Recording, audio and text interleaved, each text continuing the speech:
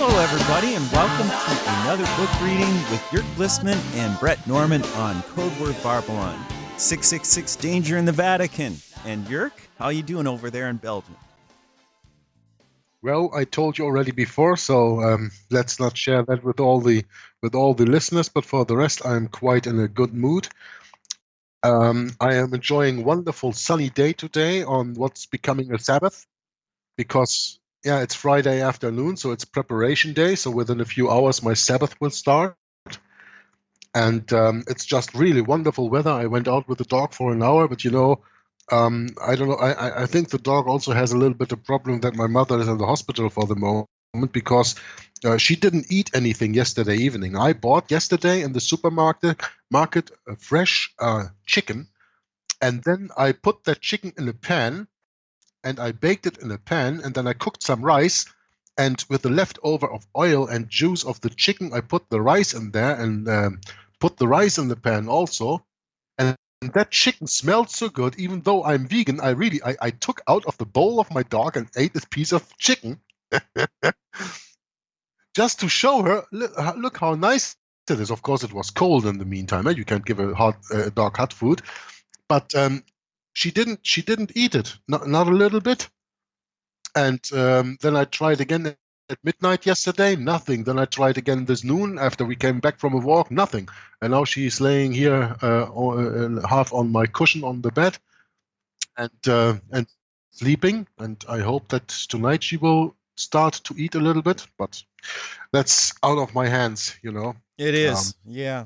The only thing that I can do is prepare food that is so tasty that I would even eat it. Yeah. More I can't do. Right. Anyway, I'm back. I'm back with you on the reading on Code Word Babylon, Danger in the Vatican, this great book, which all of a sudden now, almost 2 months after starting, we have not even yet reached the half of the book.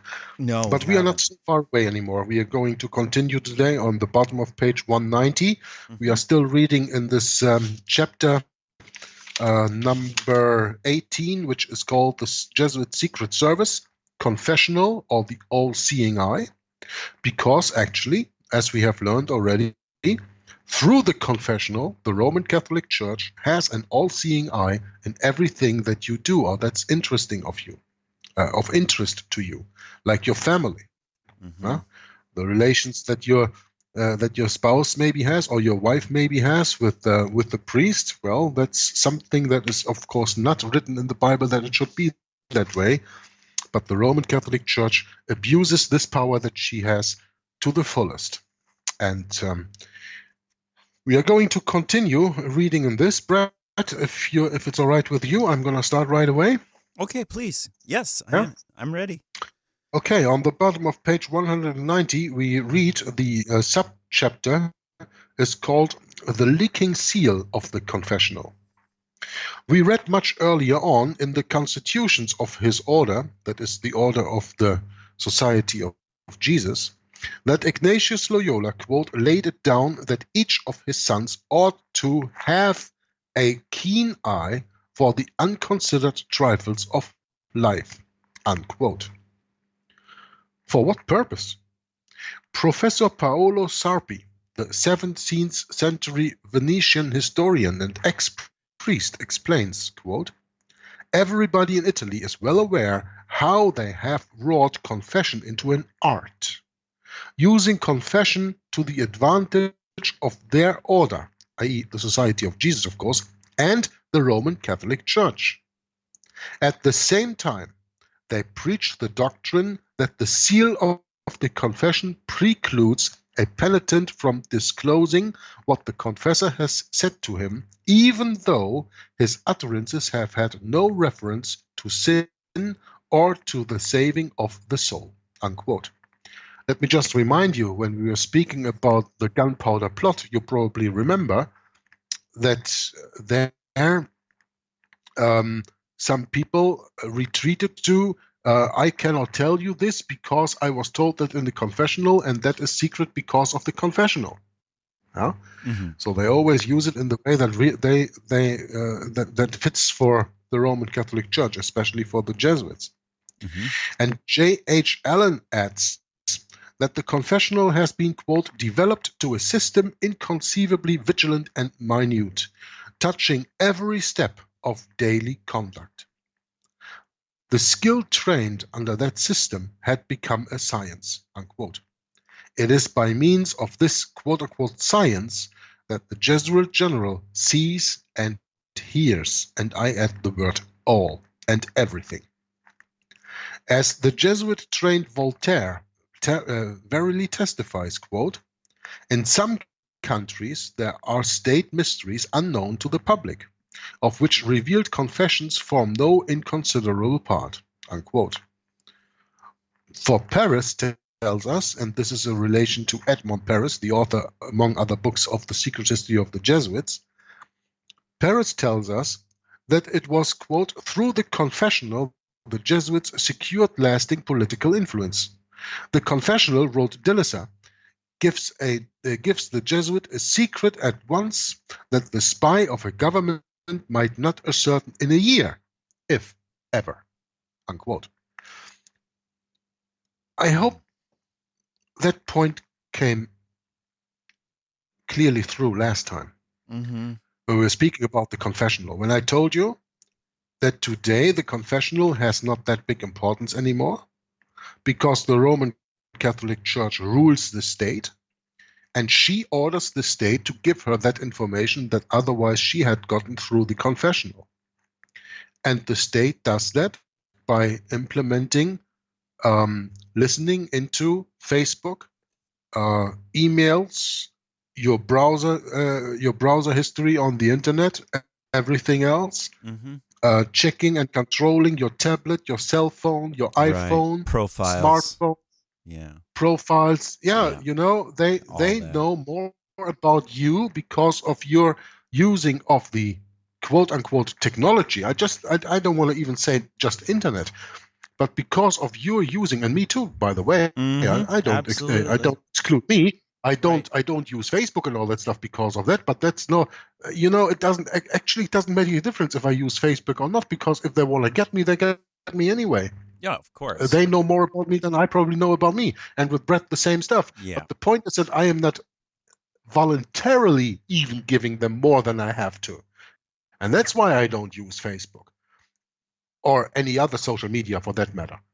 I just don't want to give them the idea that I am even using that, probably being ignorant. I'm saying, no, I'm aware of this, and I know that you get anything of me anyway, but I at least am aware of it and try to reduce the amount of knowledge about me I give you about me to the degree that I can. Yeah. And Brett does the same. Yeah. That's right. Why we are not on the social media.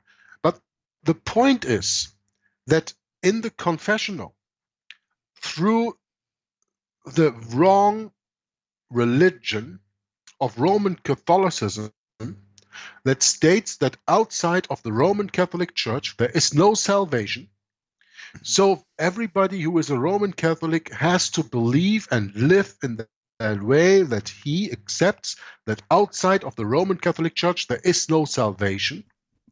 And the Roman Catholic Church teaches in her doctrines that to get to this salvation, you need to be a partaker of the sacraments, of the works, of the quote-unquote holy works of the church.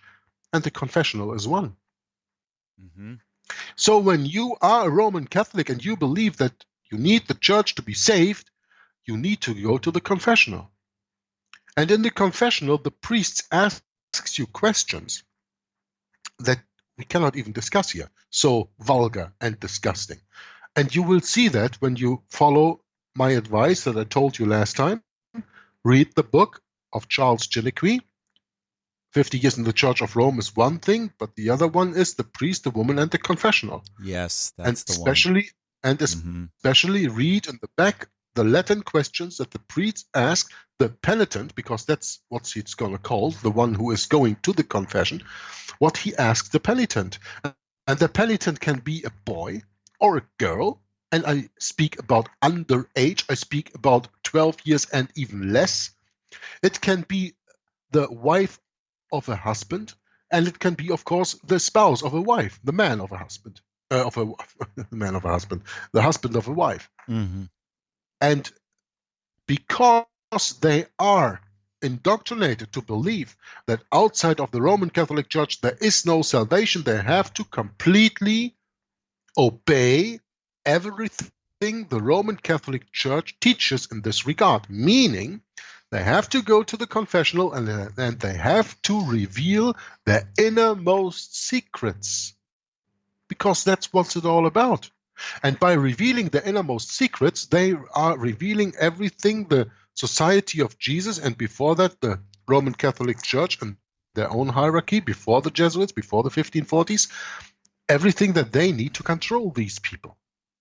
Now today, and that's the point that I want to make, we are not using the confessional that much anymore, and that is why the Roman Catholic Church gave the state the order to gather all that information that she normally would have gotten through the confessional through technical means, as they do today.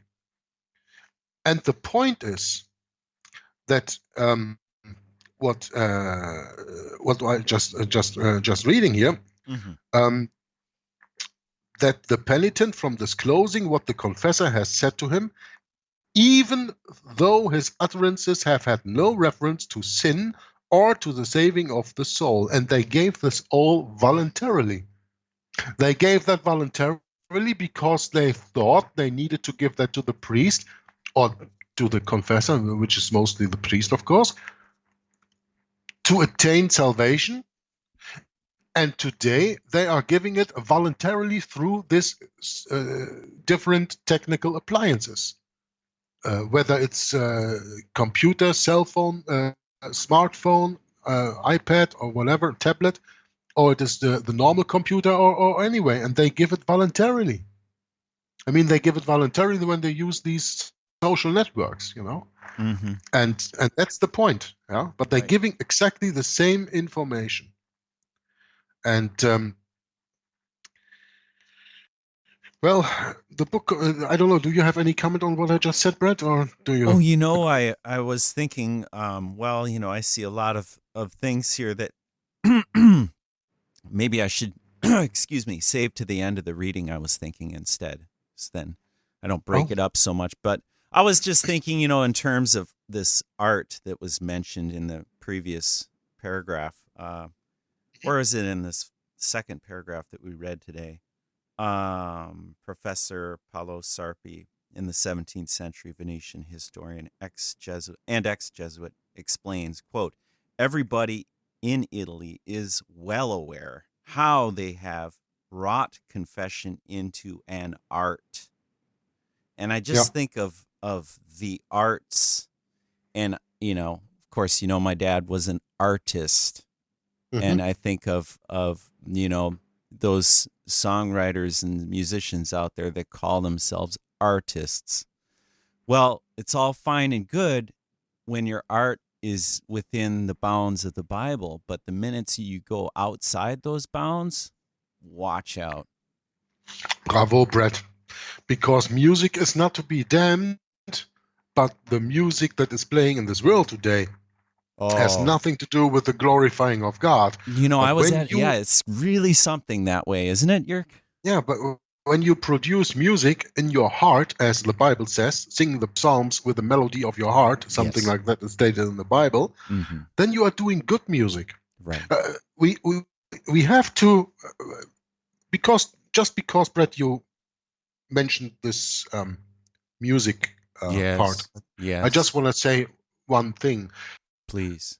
When in heaven, Lucifer, when he was the highest of all the angels, he was the master of music. That's right. Yeah? There was no one that came even close to producing music the way that Lucifer could do. He was the absolute master of it. And of course, this is a art, between quotation marks. He took this with him when he fell from heaven on into this world and became Satan. And the music that we have today is sometimes, even most of the time, so intriguing to listen to. It gets you so easily. Yes, it does. And it is wonderful for entertainment and enjoyment, but it is not enjoying in the way that music should be enjoying for the for God, for the Bible. Well, there's something very plastic about it. And I'm using the word plastic as an influence. It's it is intriguing. It draws you in.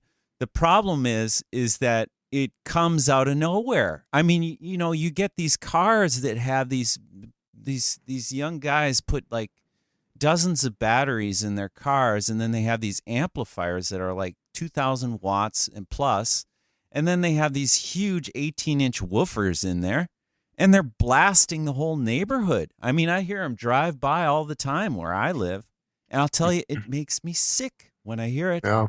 It makes me sick. I just think of all of that. I mean, that's basically an extension of Lucifer, if you ask me. You're surely yes. pounding that shit, excuse my French, into other people's head, whether they want it or not. Pardon me, but that's really the case here. It really sucks. Who created this? These laws are not good. We can do this publicly? Oh, and fornication's okay, huh? This is what makes me just sick. The crap we have to put up with and is never explained. No one sits down and says, this is wrong. No, you're just going through your life, going through the motions of your life. And, in the midst of it, and art is good. Excuse me. No, it's not. But, I don't know. I was never told this stuff when I was a kid. And when I got to be older, I was really, really into it, really into the arts. And boy, it was, you're just asking for it. If you don't question the principalities behind it, you're just asking for it. You're just asking for God to just slam your face right down in the mud. And that's what happened to me. I'm not afraid to share my story. But that's... No, neither of us is. No. I mean, we can't be afraid anymore of it. I mean, it's just, we're living a new life now. That old life is gone. Why should we be afraid of something? That's because right. we have the freedom with which Christ has made us free. Yeah, praise the Lord for that. That's incredible. But I mean, it's just something I needed to comment on because that's okay. That's okay. Music is your thing, and of course, I thought that you would go into that, and that's all right. Now, let's not go too far away from the subject on hand here, because we want to continue in the book. But I really thought it was very important to make that impression in the minds of the listener of this video, that they understand when they say, well, yeah, the confessional, why are we talking about that? Because today it is probably even worse than it was then, without even us knowing it. We are using these technical features, technology, whatever they are giving us, and using it for our quote-unquote advantage, we think, but in secret we give to them everything that they ever wanted. Yeah, that's it. Plus, and that is something that we... Yeah. Plus, we've lost that communal kind of love for each other, where we respect each other, and it's gone. It's not here anymore. Yeah, just for example, I mean, I have never been on Facebook, but I know that you have there this friendships. I mean, so many friends on Facebook or on Twitter. Oh, yeah. Let me tell you one thing. When you tomorrow come into any kind of trouble and you have to rely on a friend, try to rely on a quote-unquote friend that you know from Facebook, and you will see how fast they will be running away. Mm-hmm. That's right. Once you really need them. There's this wonderful saying that I found a time ago on the internet, and that says, I asked God to protect me from my enemies, and all of a sudden I started losing friends. Mm-hmm. And what do you think? And by using even the word friends via this Facebook stuff, being befriended or being friend with someone who you have never seen, who you don't know, except for what you read about him on the internet, that even breaks down the value of the word friend and friendship. Mm-hmm. I mean, I know you, Brett, also only from the internet. Yeah, that's right. But I know you as if you were a physical brother of mine. Yeah, that's right. We've grown together through our interactions and our what would you call these? Well, through our mutual love for the Lord. That's it. Yeah, right. That's even deeper. And that's it's just that easy. It's nothing else more. So I know that in you I really do have a friend. Mm-hmm. But if I would have had if I had Facebook, for example, and let's say on my YouTube channel I have 8,500 subscribers, and all of these 8,500 subscribers were quote-unquote friends on Facebook, I wouldn't dare count on one of them if I really needed them.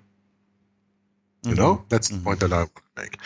Listen, okay, let's not go all too far away, but I think it is a very important point that the people understand.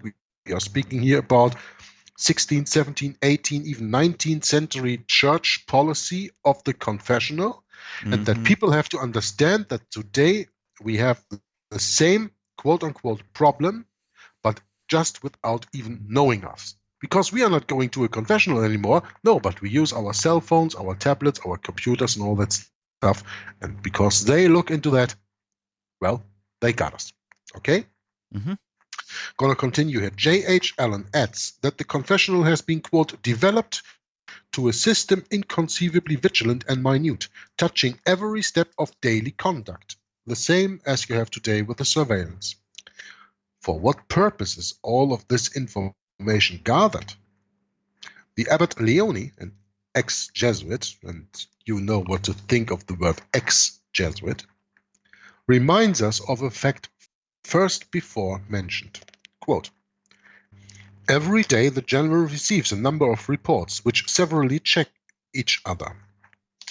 There are in the central house at Rome huge registers wherein are inscribed the names of all the Jesuits and of all the important persons, friends, or enemies with whom they have any connection. In those registers are recorded facts relating to the lives of each individual. It is the most gigantic biographical collection that has ever been formed. The conduct of a light woman, the hidden failings of a statesman, are recounted in these books with cold impartiality. When it is required to act in any way upon an individual, they open the book and become immediately acquainted with his life. They become immediately acquainted with his character, his qualities, immediately acquainted with his defects, his projects, his family, his friends, his most secret acquaintances. The first thing that struck me was some great books of the form of registers, with alphabeted edges. I found that they contained numerous observations relative to the character of distinguished individuals, arranged by towns or families. Each page was evidently written by several different hands. Now, let me just go into the footnote here. We are speaking about a book from Abbot M. Leone, The Jesuit Conspiracy, and we were speaking about that book earlier. I don't even go into that. But the point that I want to make is that this book was published in 1848. It says here further in the footnote, Leone was a young Jesuit, and according to this book, there was a meeting at his novitiate in Chieri, Italy, involving Jesuit General Rothahn and his provincials in 1825. Rothahn, among with his successor, was, by the way, the one responsible for the Catholic invasion of the 19th century in the United States of America. Bex, I think, was his successor's name. If what Leone says about the information contained in these comprehensive registers is true, then heaven help us. Leone's notes also record the Jesuits' plan for setting up a world government by controlling the Roman Catholic hierarchy, all the monarchies, and governments. The notes were translated into English in 1848 and have been thoroughly authenticated. Now, why am I reading this footnote to you? Do you have any imagination that this was in 1848, dealing with registers they put up there even 200 years before, from the beginning of the founding of the Jesuit order? And we are speaking today about a time of 170 years ago. What do you think they did in the meantime? Sit on their thumbs? And that's the point that I made earlier in this broadcast. Now they are using all the technical facilities they have to even go deeper into that. And when I tell you that they know you better than you know yourself, I am not exaggerating. Yep, and even more so when you are more of a quote unquote powerful person, or you have influence on others, then you are targeted, I would imagine. Sure, they are not so much interested in John Doe, Yeah, but they are interested in what they think are the terrorists and, of course, other people in power positions. that's it. I mean, Angela Merkel or President Donald Trump, they can't leave a fart without the NSA knowing that. Yeah, that's right. Yeah, but that's the point, you know. It sounds Right. maybe funny, but that's the point. Yeah, yeah. The NSA will hold it 10 years from here against President Trump that he for once drilled in his nose to get a little bugger out Oh, yeah, that's right. while he was sitting on his toilet doing number 2 and thinking of his wife or something, you know? Mhm, right. Yep. This is how far this surveillance goes. Exactly. And when you understand what Leone wrote here about the state of that surveillance in 1848, can you even imagine what it's like 170 years later, 2018? Now, with this testimony of Leone, the learned Dr. James Atkin Wiley concurs, quote, every year a list of the houses and members of the society with the name, talents, virtues, and failings of each is laid before the general of the Society of Jesus. In addition to this annual report, every one of the 37 provincials must send him a report monthly of the state of his province. He must inform him minutely of its political and ecclesiastical condition.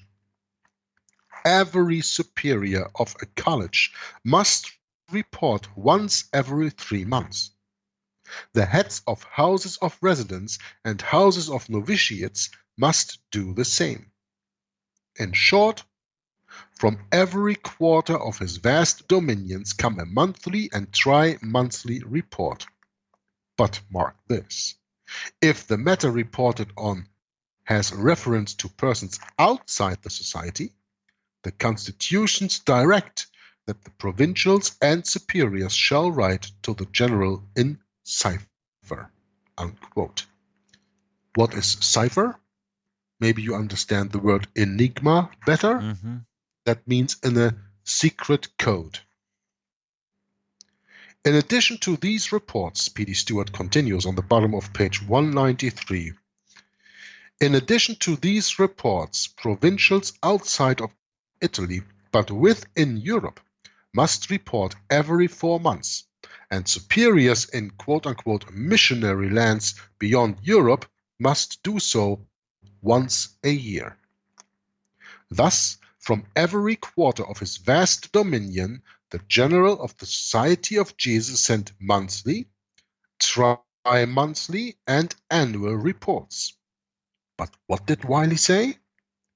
Where a matter reported on has reference to persons outside the society or order, The Jesuit constitutions direct that the provincials and superiors shall write to the general in cipher.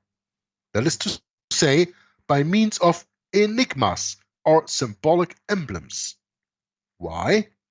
Such precautions are taken against enemies, says the French lawyer Chalotet. Lastly, we have the mission houses, or novitiates, where an army of Jesuits lives unnoticed, apparently normal, everyday lives as secular clergy, but seeking by every inconceivable means to promote the interests of the society by any means necessary. The end justifies the means. Never ever forget. To cite Abate Leone again, names in registers are also found in the offices of the provincials and in the novitiate houses. Those are the seminaries or Jesuit colleges. And we spoke about that earlier when we spoke about the training of a Jesuit. So everybody listening to this knows what a novitiate house is. So that when one Jesuit follows another in office, he has at his fingertips the fullest knowledge of the most secret lives of those for whom he is to labor, whether they are friends or foes. Amazing. Amazing. Reader, I have mentioned these facts at length because they assist us in comprehending the importance of the confessional to the archives of the Holy Office at Rome, the command and control center of the Secret Service of the Roman Catholic Church. It was the realization of this fact which prompted Dr. James Edgar Wiley to write, quote, "The general sees by 1,000 eyes, he hears by 1,000 ears," unquote. I leave you with a nobly eloquent passage on this very point from the American historian Dave Hunt, who wrote, among others, the book The Woman Rides the Beast. Quote, "The Pope has thousands of secret agents worldwide. They include Jesuits, the Knights of Columbus, the Knights of Malta, Opus Dei, and others. The Vatican's intelligence service and its field resources are second to none." Why should any reasonable person doubt this to be true when Jesuit priest and Vatican diplomat Malachi Martin told us that he was, quote unquote, a spy in the Vatican Secret Service? And let me tell you something else. We are speaking about, for example, the CIA as the American intelligence service that is, quote unquote, put up to protect the Americans from being spied on from the outside. Mm-hmm. In other countries, you have services like the MI5 and the MI6 in England. You have the Mossad in Israel. You have the KGB, which now changed its name because that was the time of the Soviet Union, still the Communist Soviet Union. But you have the same organization. I don't know the abbreviation of that anymore, but when I say the KGB, you understand probably what I mean. Mm-hmm. You have in Germany, of course, the MAD, Militärischer Abschirmdienst. You have the Sicherheitsdienst and all that stuff in Germany. You have all these secret intelligence agencies in every country. Now, the point is, dear listener, do your own research on this. Mm-hmm. The Jesuits control all of these intelligence agencies. All of that information that every one of this intelligence agency gathers wherever it does, all this information is sent to Rome. There they all come together. They know everything of everyone everywhere. That's the point. So there is no quote-unquote war between the CIA and the KGB. Not on the top levels, Maybe on the lower levels, because There there you must have, be on the lower levels because everyone likes to talk about that so much, you know? Well, he yeah, said but you this know, and she said that, you know? on the lower levels, you have, of course, people working who are not initiated into the full knowledge. You have the esoteric Shh, and not, can't talk yeah, about you have exoteric and not the esoteric knowledge. that. This is why they could play this quote unquote Cold War Yep, before our eyes. that's And right. we all were thinking, oh, I hope the Americans win, I hope the Russians don't win, because otherwise we become all communists. Yeah, Now look at your country in America. You are communist without even realizing it, yeah, because you're that's living it. in a communist country. And I live here in Belgium too. It's called a democracy on the outside, but it's communist. Because and I we have should to be pay social proud of our security. heritage, you know? Listen, if I don't pay my social security next month, I cannot do any work. That is the mark of the beast. Mm-hmm. Yep, Yeah?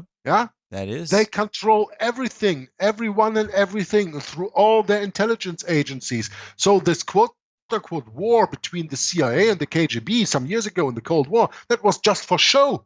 Mm-hmm. The initiated people always knew better. Mm-hmm. And they were having a laugh. Do They you were know, having a I don't laugh. play chess.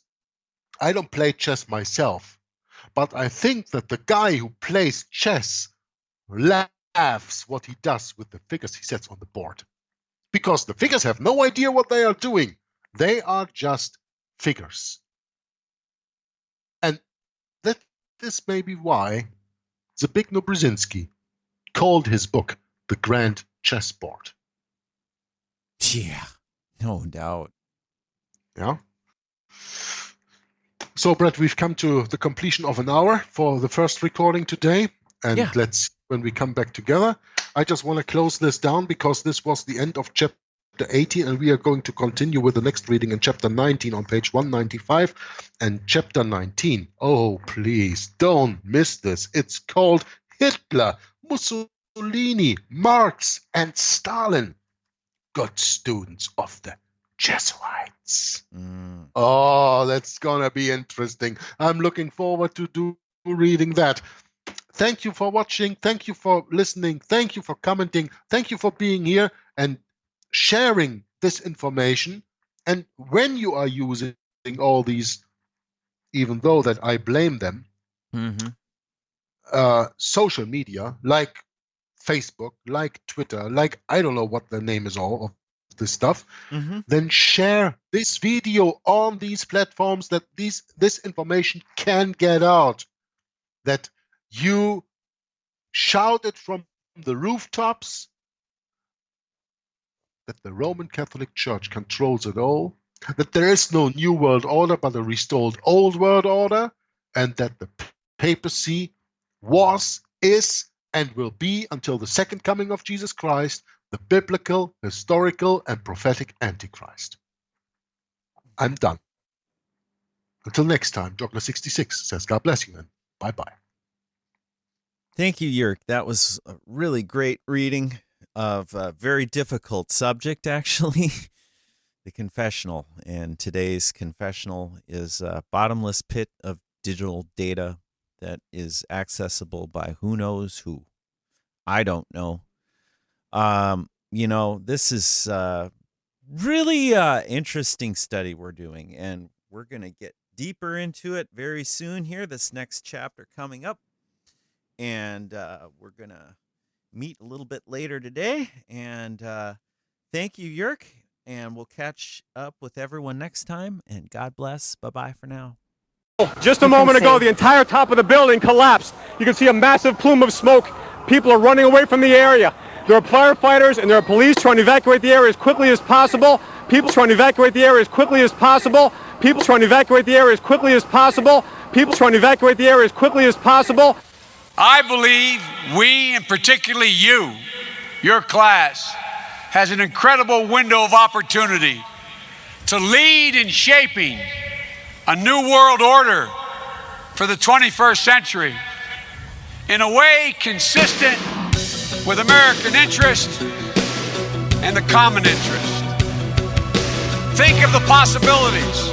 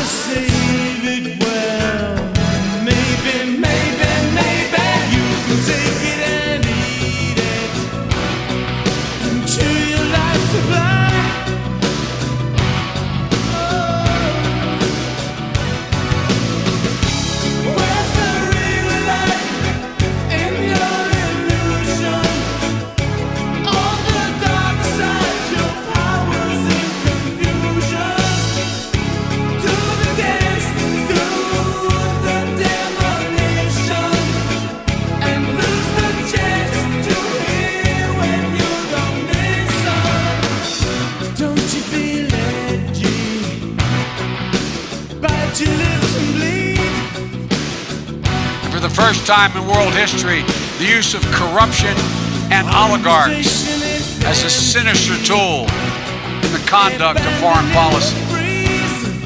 That day, His Holiness will be the first Pope in our history to address a joint session of Congress. For the first time in world history, the use of corruption and oligarchs as a sinister tool in the conduct of foreign policy. We're humbled that the Holy Fathers accepted our invitation and certainly look forward to receiving his message on behalf of the American people. Countries emerging from chaos in the midst of war, challenges in the international order on the high seas and in the skies. The fall of Ramadi has galvanized the Iraqi government. So with the additional steps I ordered last month, we're speeding up training of ISIL forces, including volunteers from Sunni tribes in Anbar province. And where major powers come together to deal with the challenges of our time that require us all to act in concert. And there are many challenges, including violent extremism. We did not claim or annex Iraq's territory. We did not grab its resources for our own gain. Instead, we ended our war and left Iraq to its people in a fully sovereign Iraqi state that can make decisions about its own future.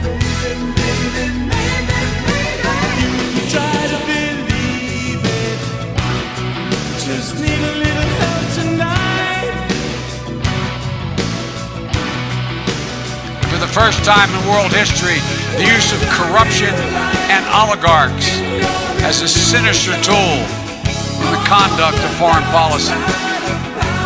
That order and progress can only come when individuals surrender their rights to an all-powerful sovereign. A lot of our history comes from Rome. We have to recognize that. It was old Gibbon who said that when the wars are fought, the victors tell the story. I'm not giving his words exactly, but that's the gist of what he says. He says, in other words, it is the victors who tell the story. So if you're a defeated Christian small group, then your story is told from the standpoint of those who conquered you.